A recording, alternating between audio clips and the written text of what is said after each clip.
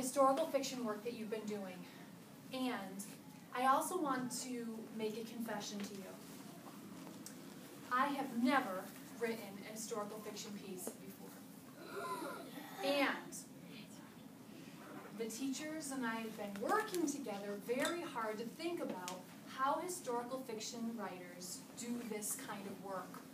And every night we go home and we read this very special book.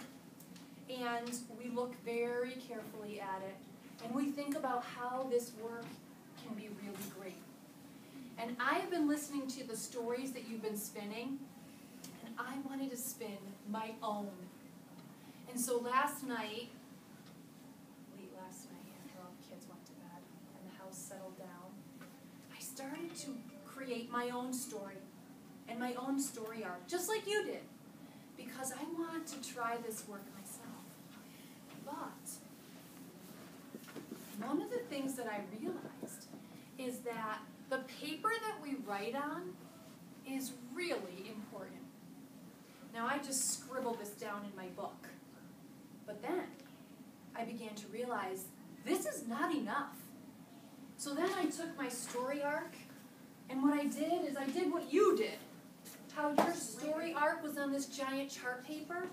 Well, I decided I needed to get my story arc in a bigger place for me. Okay? And so do you want to hear a little bit about my historical fiction piece? Yes. Wow. You've all talked a lot about your character's struggle, haven't you? Well, my character is yearning and struggling to be reunited with her mother. I don't know the name of my character. I can't figure it out yet. But I think eventually her name will come to me. I just don't know what it's going to be. This character of mine is an immigrant. She came over with her father, and they're looking for work. All right? They find work in a place, it's a button factory, and I was telling the other classrooms that I started to do some reading online about button factories back during this time period. And do you know that only grown men were allowed to cut the buttons? The children, like 9-year-old children, worked in these factories. That's shocking. But their job was to pick up the broken buttons or to sort out the buttons that were no good from the ones that were really good. So my character, her father cuts the buttons while she collects the broken pieces into a jar. That's my story. Okay? Now, she's collecting these broken buttons, but she's trying to figure out a way to make money to buy her mother's ticket over to the United States. Her neighbor offers to pay her 10 cents for a full jar of broken button pieces. Okay? That's not a lot of money. She needs a lot more money to purchase a ticket, so she's really upset. Do you notice how I'm making the problem worse and worse? Yes. She has this terrible job of picking up these broken buttons. That's a lousy job. Then she can only get $10 for a filled jar. That's going to take forever. So she starts crying. Now I'm making the problem worse. She's sobbing over this jar of broken buttons. Well, as she's sobbing and shaking, she accidentally drops and breaks the jar. Have I made the problem worse and worse? She suddenly notices something among the broken pieces on the floor. She starts to see something strange. And all the broken pieces on the floor sort of look like a flower. And she quickly glues all these broken button pieces together on this old piece of wood that's laying around their apartment. And she decides to sell the picture, and she makes a few dollars. And so now she's figured out a way to earn more money. So she continues to collect the broken pieces, creates these pictures with the broken fragments, sells them, and eventually she's able to buy a ticket for her mother, and at the end she's reunited with her mother. So that's my idea. It might change. I'm not sure. I started to create a second story arc over here, and I started crossing things off and thinking, maybe there's another way. But for now, now, this is my idea. But this is just the seed, okay? These are not the tiny, tiny details, are they? This is kind of my little seedling, and I'll draw my little seedling up there, all right? Paper matters. So, is my story going to come to life on this paper? No. The paper choice you make matters, all right? Now, a story booklet, which I am holding here, is paper that allows your idea to flow from the story arc into a book. Your idea starts here as a seedling, and now it grows from page to page. Now, this material, this is important material. Don't underestimate a few pieces of paper stapled together. Okay? This is a powerful tool for you. Now, what we're going to do is we're going to first plan a little bit. We're going to touch each page and think about how is the story going to be organized in my story booklet? How is it going to flow from here to here? Now, you're like the captain of your work. You have to plan, all right? Now, I'm going to take my pen. What I'm going to do is I'm going to show you how I might plan this out, all right? So if you look at the beginning of my story arc, I have an immigrant father and daughter who are looking for work. And that's like the beginning. So at the top of this, I'm going to plan out my booklet. Okay, so I'm going to write father and D for daughter, looking for work. And let's see, find work in a button factory. Now, I'm going to leave a little space up here if I need a sketch. I might not need a sketch, but it's there if it helps me, okay? Now, as I turn the page, I'm going to think about what might come on page number 2. What do you think might come on page number 2 as I'm still working up to the heart of my story? What might come next? What can I write up here to help me remember what's supposed to go on this page?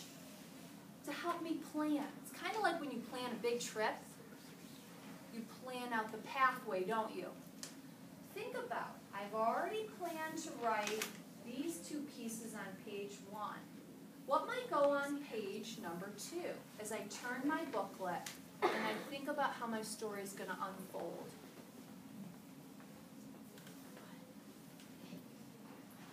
Dustin?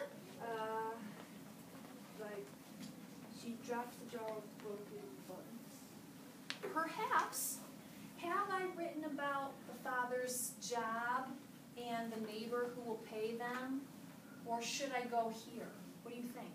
I think you should go to like where the girl holds the jar to cry about it. Okay. What does the rest of the class think? How might I plan page 2? What might go on page 2? Do I skip right to the breaking of the jar? Maybe not. Maybe I'm already getting to the heart of my story and I'm only on page 2. Do I get to the heart of the story that fast, or do I build up to it? Up to it. How am I going to build up to it? What am I going to include on page 2? Well, you can include that what the father does and what the daughter does. Okay. So on this page, I'm going to explain the father's job and the daughter's job. Yes. All right, what else might I write about on this page as I'm building up toward the heart of the story?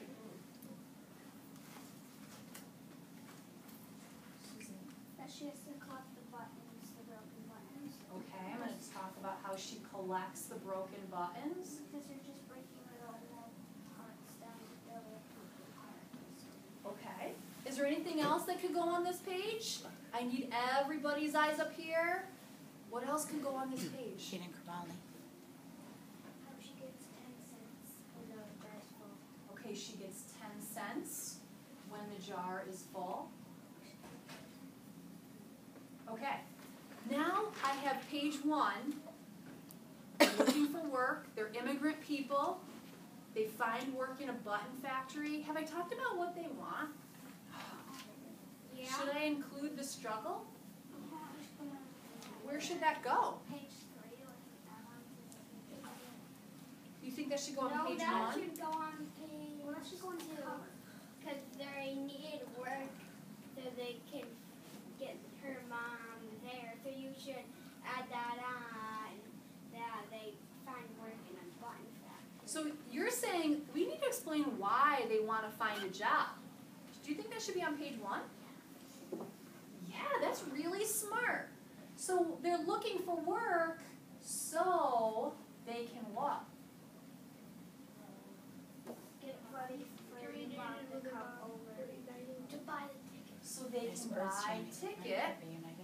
Very good. Buy ticket and be reunited with mom.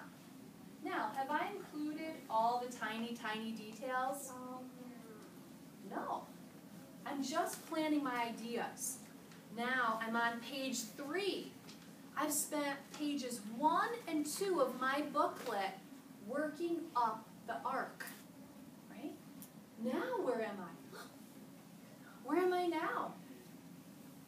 I'm always help out. Come on, you know where she is. You see it on the arc. You got this. You got this. Put your hand in the air. I know you guys know. I just need you to put yourself out there. Take a risk. Take a risk. Yeah, go ahead. What do you think, Erin? Where is she going to go next? We're just holding it and it breaks. All right, very good. Now I'm starting to get close to the heart of my story, aren't I? So on this page 3, what note should I write for myself at the top? To help me remember what storytelling I should do. Yep.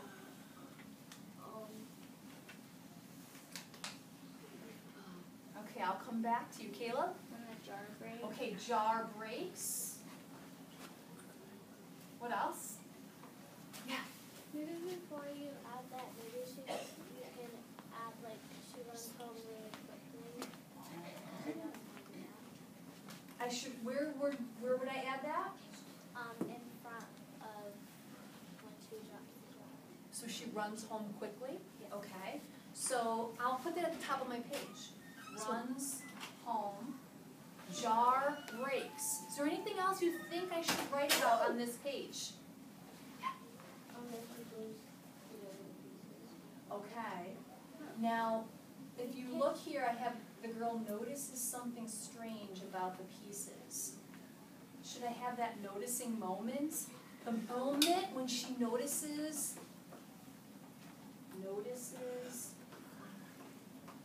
flower, thank you. Notices the flower. Now, I need to stretch this out, don't I? Because this is the most important part of the story. So do you think I should turn the page? Yeah, I need to turn the page because I want to make sure I write long and strong about this part of the story. All right? What should I write next? I'm on page 4 now. What's going to come next? I love how you guys are bubbling up now. Priscilla? Like how she sees the flower form. Sees flower form. What might come next to help me remember what I'm writing about on this page? Yep. She sells the picture. Okay, well let's not forget about this piece here. Glues the pieces.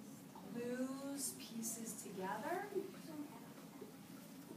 What else? Is there anything else that should come on page 4, or should I turn the page? Caleb? You should on page 4. And you could add to what she said, gluing on the piece of wood. Okay, glues pieces together on some sort of piece of wood. Maybe she finds an old piece of wood laying around, or she pulls up a piece of floorboard because she doesn't have anything else. Susie? You could, like, once it happened, something popped into her head that she could sell it to get money for the ticket. Okay, so she has an idea. So Susie, that's that thinking piece, right? We're always wondering what they're thinking, saying, and doing, so she's thinking about it. Nice, Susie, that's a great way to show it. I love it. And I think you have to let your reader know know when the ideas pop into your character's head. So she gets the idea to sell it. What might come on page 5? Caleb? Is she selling it for a certain amount? What do you think? Sells it for how much? $5 or $10. Sells it for, I don't know. $20. Now remember, $20 would be a ton of money. She's only getting a dime for a whole jar of broken pieces. 10. I would say even back then it might be less. Maybe $2. I don't know. She sells it for $2. What else might happen on page 5 that I'm going to write long about? Lots of details. Yep. She buys shit for her mom. Okay, buys ticket for mom. Wouldn't that be in the You think I should turn the page to write really long about the last part? And what's the last part? We think we might have something. What do you think, Please, go ahead. How is she gonna buy the ticket? How's she gonna get the ticket Get to the mom? ticket. How's she get the ticket to mom? So in the part where we say buys the ticket for mom, you're saying there's a lot for us to figure out here, isn't there? So you're making an excellent point, which is this is just a tiny little note. I have to write about how she buys the ticket for mom, which is why we want to make sure that we are turning the page and leaving ourselves enough room to tell all the tiny, tiny details about that. Excellent point. Now, you had said that we really need to turn that page so that we can write all about what? What are we going to write all about on the last page of our story booklet? Alicia? How she reunites with her mom. So the last page is, oh, thank you, good catch. How she reunites with mom. Could there be a whole page about that? What? Oh my gosh, absolutely. So did we take our story arc and flow right into a booklet? Yeah.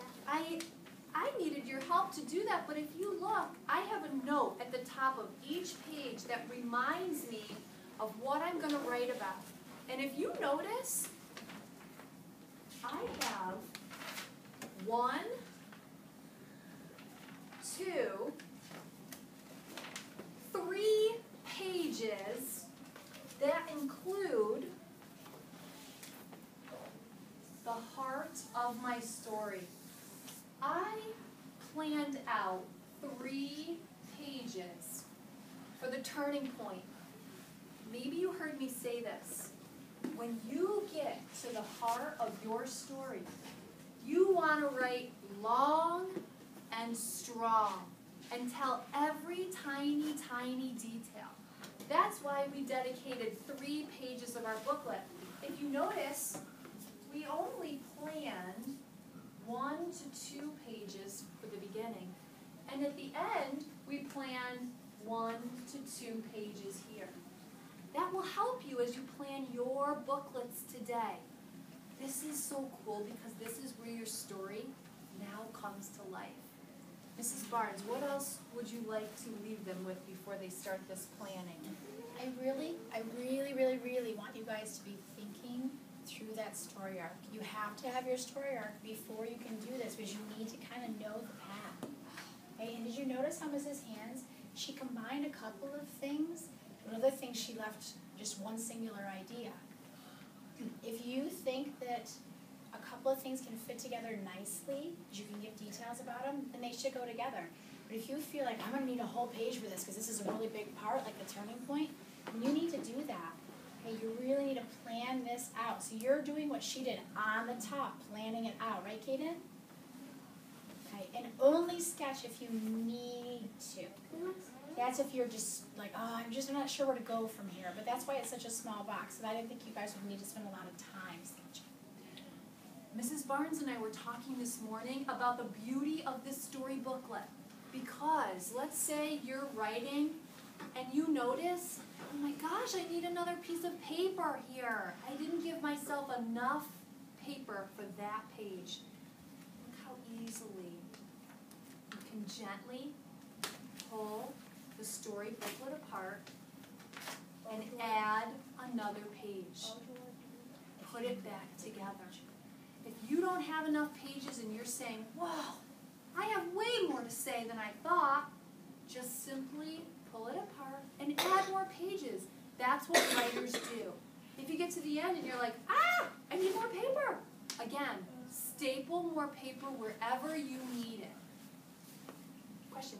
Maybe before you write when she reunites with her mom, maybe you could write like where she gets the ticket from. I love how you're changing my arc a little bit. That's really the fun of it, is that even as you're writing and planning, your story may change a little bit. You're revising all the time. Cool. Yep. Or maybe you can even say, like at the end, a few things of what her and her mom do, like as they go out to lunch and stuff, and then go have a baking class or something. Some things they do together. That's a great idea. Up here, Suzanne said, gosh, I really need to work on my story arc before I do this. If you're feeling like your story arc needs some more of your time, probably the best thing to do is to start there before you plan out your storybook. Is everybody clear on that? Yeah. Okay, so your work might be in different places today. It might be on your story arc, or you might be able to go directly to planning across the pages. If you have a question, come up and talk to Mrs. Barnes or I. Otherwise, where would you like them to get their booklets from? Well, I'm going to hold these booklets. If you think you have a little more work on your story arc, you need to go there now. Go to your space now to work on that story arc. And you'll notice Mrs. Hands does not have 25 things written on her arc. Notice that? I have like 50. So do you think you need to go and take some out? I don't know. I'm just asking that. No, wait, I need to If you think you're ready for this, then I'm going to leave them right here on the floor. Michael, red and green cards, please. How many pages is this? More than yours. Are you still recording this? I'm going to shut it off now. Photo Bob.